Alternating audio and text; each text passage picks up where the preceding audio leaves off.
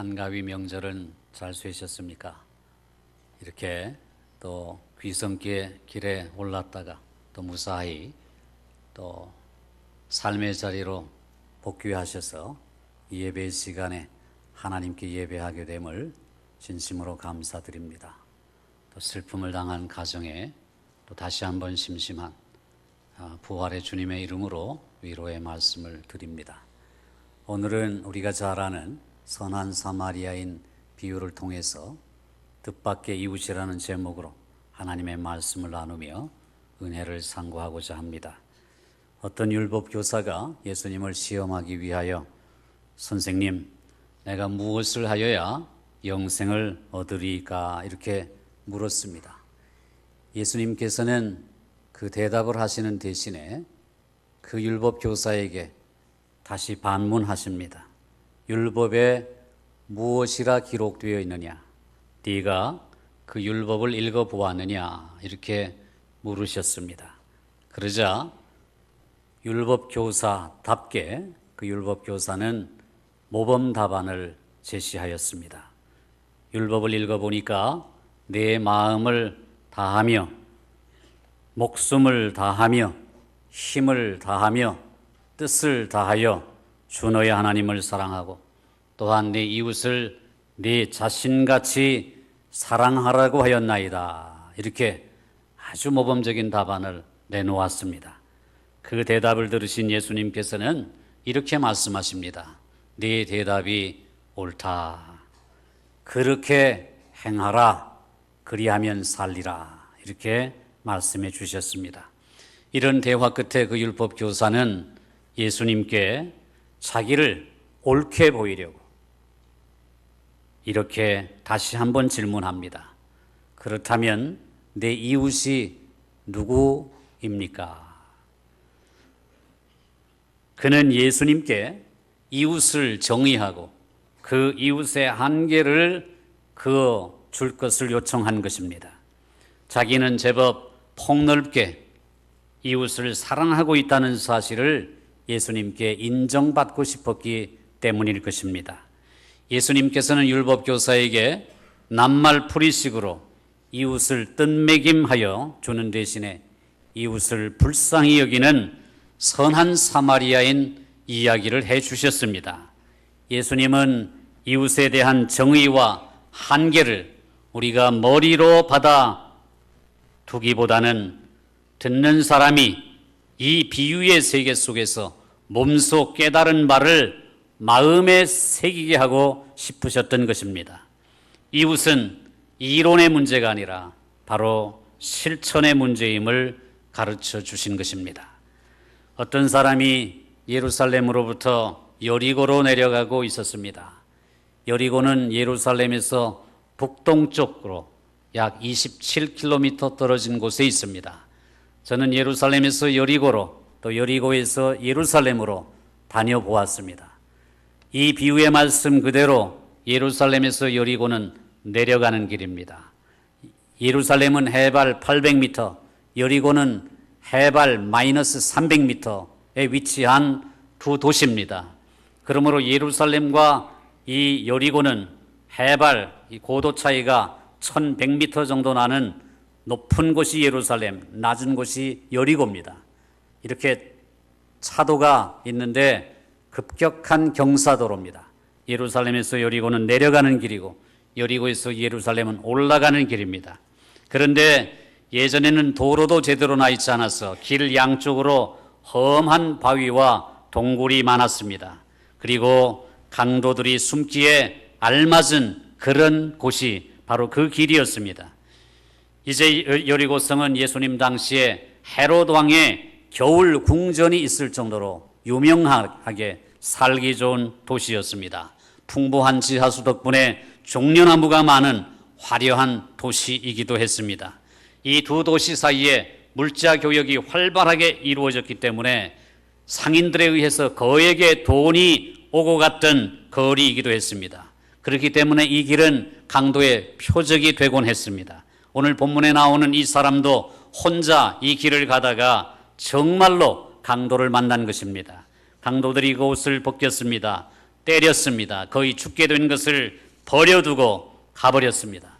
마침 한 제사장이 그 길로 내려가다가 거반 죽어 한쪽에 버려진 그를 보고 멀찍이 피하여 지나가 버렸습니다. 제사장은 시체를 만지면 스스로를 더럽힌다고 생각하고 그냥 지나쳐 간 것입니다. 제사장은 거룩한 제사 제도의 중심에 있었던 거룩한 몸을 지니고 있었는지는 모르지만 그의 마음은 거룩한 하나님의 마음으로 채워져 있지 않았습니다. 외적인 거룩함을 추구하다가 내적인 거룩함을 잃어버린 것입니다. 마침 한 레위인도 그곳을 지나가고 있었습니다. 레위인 또한 거반 죽어가는 그 사람을 버려두고 멀찌감치 피하여 지나갔습니다. 제사장을 도와 각종 성전 일을 도맡아 하던 그도 머리로는 강도 만난 사람을 도와야 한다는 사실을 알고 있었지만 행동으로는 실천하지 못했습니다. 그 길에 한 사마리아인이 나타납니다. 이스라엘 사람과 사마리아 사람은 서로 원수와 같이 여겼습니다. 이 비유를 듣고 있었던 율법 교사들은 예수님의 이 비유에 귀를 쫑긋 세우고 주의를 기울였습니다. 그런데 놀랍게도 이스라엘과 견원지간에 있었던 사마리아 사람이 등장하여 거의 죽은 그 사람을 보고 불쌍히 여겨 가까이 가서 포도주와 기름을 그 상처에 붓고 싸매어 주었다는 것입니다. 불쌍히 여긴다는 말은 5장 6부에서 우러나오는 진정한 동정심을 말하는 단어입니다. 상처를 싸맨다는 말은 하나님께서 우리의 상처를 싸매어 주실 때 쓰이는 단어와 동일한 단어가 쓰였습니다.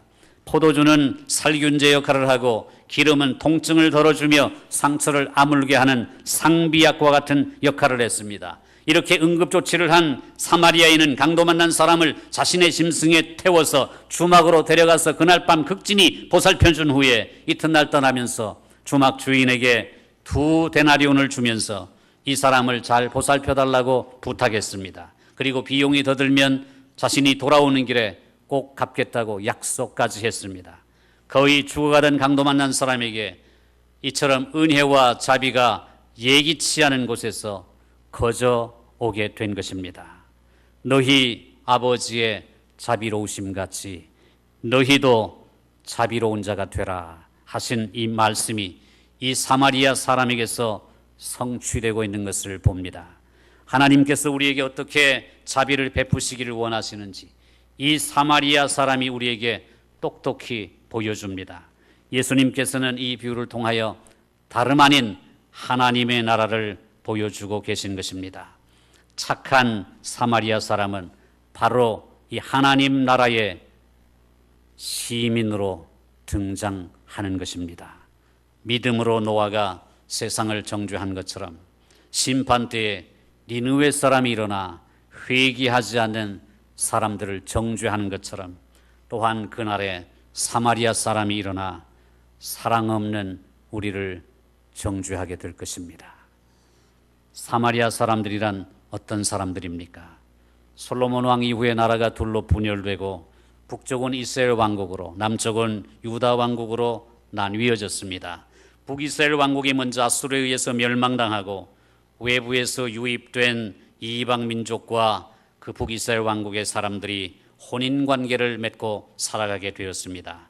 그래서 그들을 그때부터 더 이상 이스라엘 백성이라고 부르지 않고 북이스라엘 왕국의 수도인 사마리아의 이름을 따서 그들을 사마리아 사람이라고 부르게 된 것입니다. 그때 이후에 유대인들은 사마리아 사람을 개처럼 취급했습니다. 그리고 그들이 내세의 생명에서 제외되게 해달라고 기도까지 하였습니다. 회당에서 사마리아 사람들을 공식적으로 저주했고 더러운 사람들로 취급하여 상종하지도 않았습니다. 오늘 이 비유에서 이스라엘 종교 지도자들인 제사장과 레위인이 찬바람을 일으키고 지나간 다음에 듣는 사람들은 세 번째로 제사장이 지나가고 레위인이 지나갔으니 이제 평신도가 지나가겠구나라고 기대했었습니다. 그러나 놀랍게도 엉뚱한 인물이 등장합니다. 뜻밖의 사마리아 사람이 등장하므로 듣는 모든 사람들을 긴장시킵니다. 더 놀라운 사실은 그 사마리아 사람이 강도 만나 거의 죽게 된 사람의 이웃이라는 사실입니다. 사실 사마리아 사람과 이스라엘 사람이 이웃이 된다는 것은 그 당시 시대 통념상 불가능한 일입니다. 하나님으로부터 선택된 특별한 사람들은 하나님의 뜻을 저버렸는데 하나님으로부터 저주받았다고 생각되는 사람이 하나님의 뜻을 실천하였기 때문입니다. 듣는 사람들이 연거푸 놀랍니다. 이 비유는 듣는 사람들을 강렬한 대결의 마당으로 끌어들입니다. 두고두고 생각하게 만들고 고정관념을 깨뜨리도록 만드는 비유의 이야기입니다. 예수님께서 이 비유에서 사마리아 사람을 등장시키신 것은 당시 이 비유를 듣는 사람들에게 엄청난 충격을 안겨주었습니다. 이 비유를 좀 더 실감나게 우리 현실에 맞게 현대판으로 조금 각색하면 이럴 것 같습니다. 한 사람이 서울에서 안산으로 내려가다가 떼강도를 만났습니다. 강도들이 그의 돈과 가진 것을 모두 빼앗고 때려서 거의 죽게 되었습니다. 그 사람을 길가에 버려두고 다 도망쳐 버렸습니다.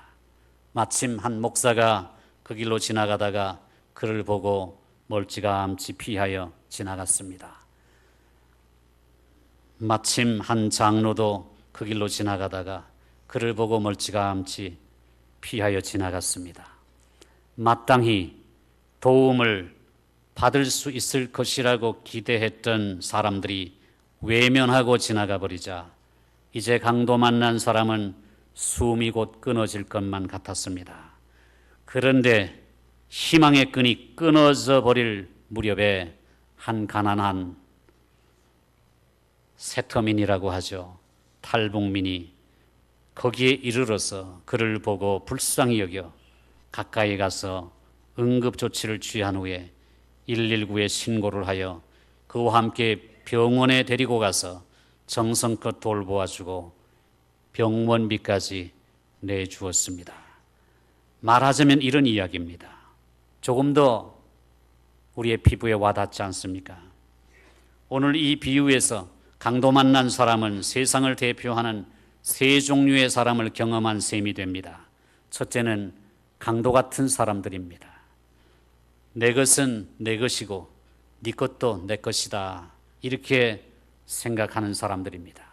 온갖 부정, 불법, 탈법을 일삼으며 남에게 피해를 주고 심지어 남의 것을 빼앗아서 자기의 소유로 삼고 마는 사람들입니다.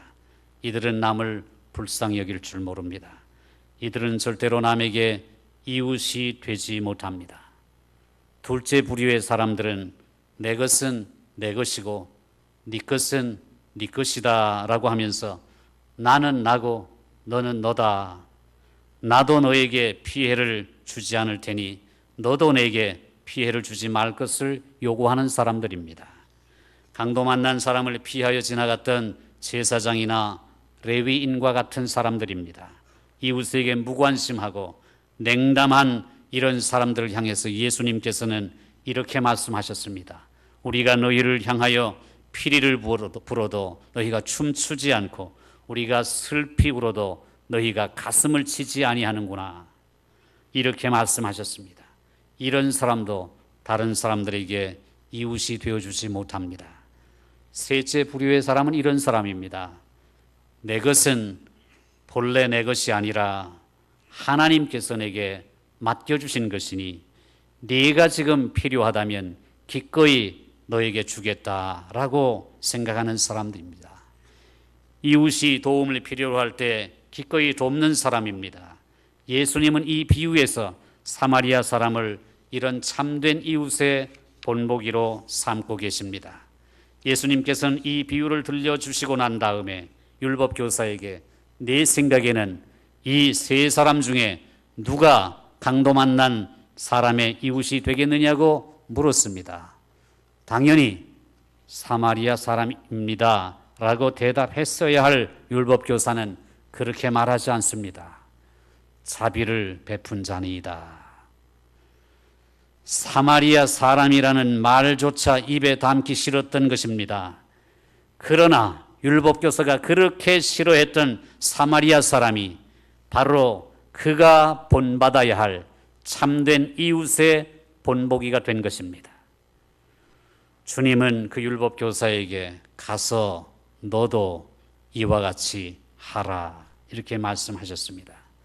그렇다면 우리가 본받아야 할 이 사마리아 사람이 베푼 사랑은 어떤 사랑이었을까요? 사실 사마리아 사람이 베푼 사랑은 금전적으로 보면 그다지 큰 사랑이 아닐 수 있습니다. 그는 강도 만난 사람의 필요를 외면하지 않았습니다. 그것이 사랑의 출발점입니다. 그가 가진 올리브 기름과 포도주는 그 당시 팔레스틴 지역에서 그다지 비싼 것이 아니었습니다. 올리브 나무와 포도나무는 온 천지에 널려 있는 것입니다. 그리고 그가 지불한 2데나리온은 노동자의 이틀치 품삯이었습니다. 하루에 10만 원이라 하면 이틀치는 20만 원 정도가 될 것입니다. 만약 비용이 더 들었다 해도 그것도 그리 큰 희생은 아니었을 것입니다. 예수님은 이 사마리아인의 모습을 통해서 우리에게 이런 말씀을 주시고 싶어 하신 것입니다. 너도 얼마든지 이 사마리아 사람처럼 될 수 있다. 네가 할 수 있는 작은 일부터 실천해 보아라. 오늘 지금 도움이 필요한 사람을 만났을 때에 외면하지 말아라. 할 수 있는 작은 사랑을 바로 지금 실천해 보아라. 사랑은 그때그때 실천하는 것이다. 사랑을 미루었다가 한꺼번에 하겠다고 벼르지 말아라. 이렇게 주님께서는 우리가 일상적인 생활 속에서 실현 가능성이 있는 사랑부터 실천해 보라고 말씀하시는 것입니다. 하나님 나라는 이미 시작되었습니다. 그리고 주님 다시 오시는 날 완성될 것입니다. 종말은 이미 도래했습니다. 그리고 주님이 다시 오시는 날 그 종말이 완성될 것입니다. 우리는 지금 이미 시작된 하나님의 나라를 살고 있습니다. 그리고 이미 시작된 현재적인 종말을 살고 있습니다. 따라서 내가 큰 돈을 벌고 성공하면 자선 사업을 크게 펼쳐서 불쌍한 사람들, 힘없는 사람들을 도우리라 이렇게 계획을 세우려고 할 때 성경은 침묵합니다. 아무런 지침도 주고 있지 않습니다. 천국과 아울러 종말을 선포하시는 예수님은 지금 이웃과 만나는 나의 성품과 행동이 어떠한가, 그리고 내가 지금 가지고 있는 재원을 가지고 그것이 많든 적든 어떻게 지금 현재 쓰고 있느냐에 관심을 갖고 계십니다. 하나님 나라는 극상품의 진주를 구하는 장사인 내 안에서 전개되고 성취되고 실현되는 것입니다. 이것이 천국살이입니다. 종말은 하나님 앞에 서 있는 내 안에서 실현되고 완성되어 가고 있는 것입니다. 하나님 나라는 종말은 사랑이 실천되는 현장에서 구체적으로 성취되는 것입니다. 사마리아 사람은 지금은 비록 지나치지만 이번 여행에서 성공해서 큰 돈을 번 다음 저렇게 도움이 필요한 사람을 도와주겠노라 미루지 않았습니다. 천국을 살고 종말을 사는 사람에게 현재 진행형으로 사랑을 베푸는 일이 손안의 현실이 되어야 하는 것입니다. 예수님은 내가 숨을 쉬는 이 시간, 내가 있는 이곳에서, 그리고 내가 가지고 있는 자원에 사랑을 얹으라고 말씀하고 계신 것입니다. 내 이웃이 누구입니까? 라고 묻는 율법교사가 생각하는 이웃은 다른 사람이 나에게 이웃이 되는 상태에 초점이 맞춰져 있습니다. 이웃의 개념이 수동적이며 자기중심적입니다. 그러나 누가 강도 만난 사람의 이웃이 되겠느냐고 물으시는 예수님의 이웃의 개념은 내가 다른 사람에게 이웃이 되어 주는 것에 초점이 맞추어져 있습니다. 이웃의 개념이 이타적이고 능동적인 것입니다. 주님께서는 이 비유에서 이렇게 말씀하고 계시는 것입니다. 다른 사람이 너에게 이웃이 되어 주기를 바라지 말고 네가 먼저 다른 사람에게 이웃이 되어 주어라. 예수님께서는 이 비유를 말씀하시면서 유태인인 율법 교사에게 세 마디의 말씀을 말씀하십니다. 네가 성경을 어떻게 읽느냐? 두 번째는 네가 옳도다. 세 번째는 가서 너도 이와 같이 하라. 이렇게 말씀하셨습니다. 이 짤막한 세 마디 속에 예수님의 성경 해석의 원리가 들어 있습니다. 예수님께서는 우리가 성경을 해석할 때 이론적인 차원이 아니라 실천적인 차원에서 그 본질을 찾아야 한다는 점을 분명하게 밝히셨습니다. 성경 말씀을 읽고 해석할 때 먼저 바르게 읽고 해석해야 된다는 것입니다. 네가 어떻게 읽느냐? 네 말이 옳다. 바르게 읽으라는 것입니다. 그리고 그 올바른 읽기와 해석의 여부는 가서 그와 같이 행하고 그대로 실천하는 데서 판가름 난다는 것입니다. 거반 죽게 된 사람이 받은 구원은 기대할 수 없는 절망의 상황에서 기대할 수 없는 사람에게서 받은 뜻밖의 은총입니다. 거반 죽은 사람이 자신의 구원을 위해서 할 수 있는 일은 아무것도 없었습니다. 오직 값없이 베풀어지는 은혜 외에는 구원의 여망이 아무것도 없었습니다. 이처럼 하나님의 나라는 오직 하나님의 은혜, 하나님의 자비에 의해서만 이루어진다는 사실을 우리에게 가르쳐 줍니다. 그리고 그 사랑을 실천하는 하나님의 사람들에 의해서 이루어진다는 사실을 가르쳐 줍니다. 사랑하는 성도 여러분, 하나님 사랑과 이웃 사랑은 별개의 것이 아닙니다. 하나님을 사랑하게 되면 자연히 이웃을 사랑하게 됩니다. 그리고 이웃을 자신과 같이 사랑하게 되면 자연히 하나님의 사랑을 깨닫게 됩니다. 제사장과 레위인은 하나님을 사랑한다고 하면서 하나님 사랑하기에 흉내만 낼 뿐이었습니다. 그들은 사람을 사랑하지 않음으로써 하나님을 사랑한다고 하는 것이 거짓임을 입증했습니다. 하나님의 말씀은 사람을 바꾸어 놓는 힘이 있습니다. 주님은 이 비유를 통해서 저와 여러분을 새롭게 빚기를 원하십니다. 비유의 말씀은 듣는 이로 하여금 자신의 모습을 정확하게 보게 만듭니다. 듣는 이에게 그리고 도전합니다. 그리고 듣는 이들을 변화시킵니다. 예수님께서는 오늘 이 아침에 우리를 이 비유의 세계 속으로 다시 한번 끌어들이십니다. 우리가 너무나 잘 알기에 너무나 쉽게 흘려보내기 쉬운 이 비유의 세계 속으로 말입니다. 그리고 이렇게 말씀하십니다. 하나님의 나라가 시작되었다. 천국 시민으로서 너와 절대적인 주권자인 하나님과의 관계는 바르게 설정되어 있느냐? 레위인과 제사장의 모습 속에서 너는 네 자신의 모습을 확인하였는가?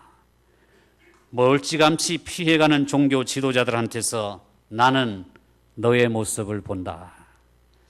나는 네 곁에 사마리아 사람을 데려다 놓겠다. 네가 그토록 정죄하고 비난하고 멸시하는 사람 말이다. 너와 그 사람을 비교하여 보아라. 사마리아 사람이 행동하고 말하는 거기에 진정한 하나님의 나라가 펼쳐지고 있다. 나는 네게 도전한다. 너도 이 사마리아 사람처럼 그렇게 할 수 있겠는가? 사랑은 네가 먼저 다른 사람에게 이웃이 되어줌으로써 실천되는 것이다. 너의 도움이 필요한 사람들에게서 내 이웃을 찾아라. 불쌍하고 소외된 가난한 사람들을 내 이웃으로 삼아라. 멀리 있지 않고 바로 내 가까이 있다.